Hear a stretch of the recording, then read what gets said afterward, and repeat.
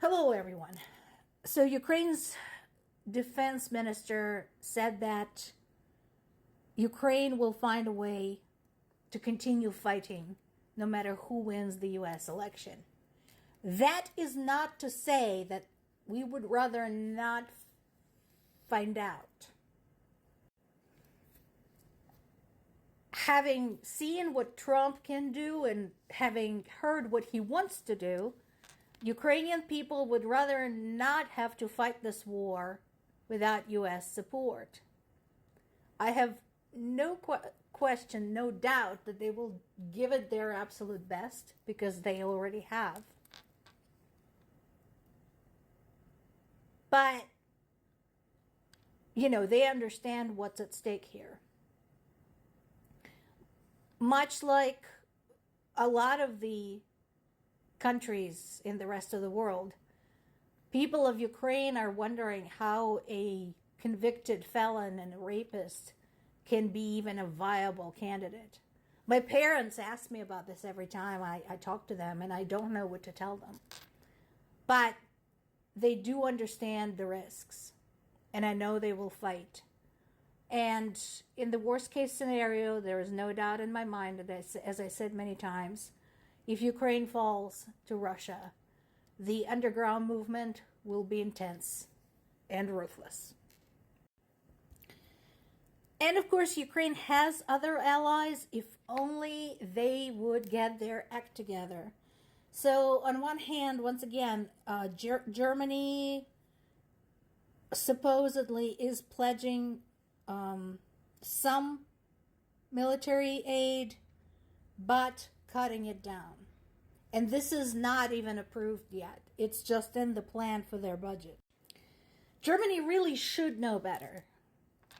First of all, even prior to World War I and World War II, Germany has had a very violent history, like much of Europe, of prolonged wars, conflict, territorial disputes, etc., etc.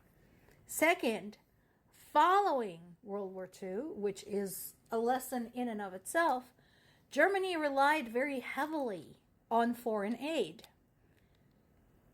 If you recall, Marshall Plan was a thing for all of Europe, including rebuilding Germany.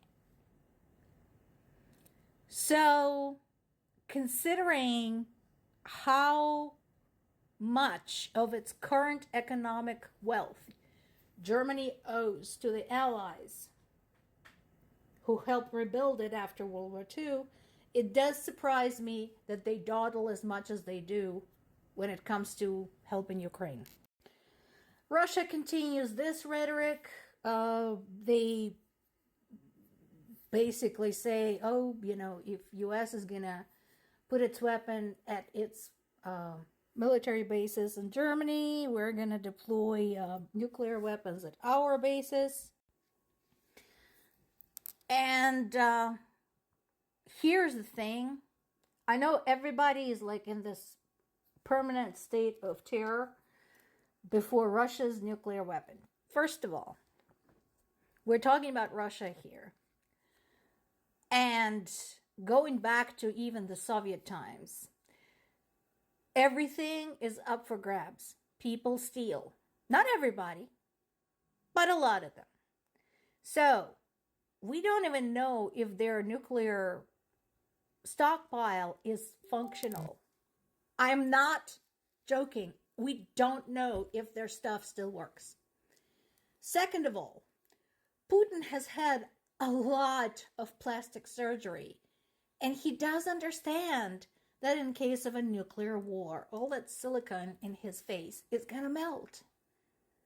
So, while he might not give a flying fuck about his own country and his own people, which has been demonstrated more than enough by the fact that he has an air defense system at his house, while everywhere else in Russia people are without power, he is selfish. He will care whether or not he's going to survive this. So for all of his saber rattling, I don't think he's anywhere as eager to unleash a nuclear war as he says he is. Plus, let's not forget, this is not 1940s and 1950s and 1960s. This is the 21st century. And the means of detection and interception of such weapons have improved dramatically. If he so much as sneezes, shit's gonna get scrambled all over the world to intercept. And I'm kind of surprised that people are not taking that into account. Denmark joins the group of countries who plan to boycott Orban's Russia trip. Doesn't surprise me at all. Denmark has been a fairly vocal supporter of Ukraine in this whole thing. As a reminder, basically what they have a problem with is that Russia constantly complains that Ukraine contacts other countries without inviting Russia, even though they do refuse if invited. And Orban wants to go and talk to China and Russia about Ukraine without inviting Ukraine. So everybody's saying, dude, that's a little bit hypocritical. Stop kissing Putin's ass. As I mentioned before, unfortunately, even though Hungary is a NATO member and an EU member, there are no repercussions for Orban. And I think it should be a thing. NATO and EU, both of you guys, should think about, what do we do when somebody is working directly against us, against our interests, against the principles we were built on? What do we do? And speaking of negotiations, of course it's someone else's fault.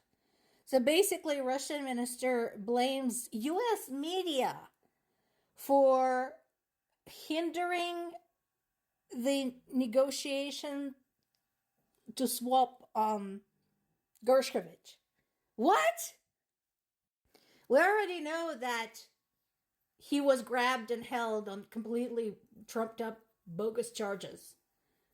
You know, if there was any kind of fairness and justice in Russia, he should be free. And of course, dragging their feet about exchanging him. Oh, it has to be someone else's fault. It's always someone else's fault. Somebody else is always the bad guy. So, not surprising, unfortunately. The last but not the least, today's 10th year anniversary of this tragedy, the MH17 tragedy. Does anybody even remember that this happened? Or how it happened, or why? Well, let me refresh your memory. A passenger airplane flying over Ukrainian territory was shot down by a Russian weapon provided to the pro-Russian separatists, traitors, who let Russian militants into their own country. That is what happened. You can whine to me all you want. Oh, but Ukraine oppressed Donetsk. No, that is not what happened. And again, this is not Dark Ages. We have satellite imagery. We have voice recorders for this. We have maps. We have calculations. We have telemetry. This incident has been investigated by an independent international group. And all of the evidence they have collected concluded that the airplane was shot down by a Buk missile, which belonged to Russian anti-aircraft missile brigade. What proof do you need? I mean, of course, if you're one of those, dunderheads who just insists on gorging themselves on Russian and Republican conservative propaganda, go right ahead. But this is what happened. And these people are still waiting for justice. These are not Ukrainians. These were foreign nationals aboard that plane. And this world is how you care about your own people.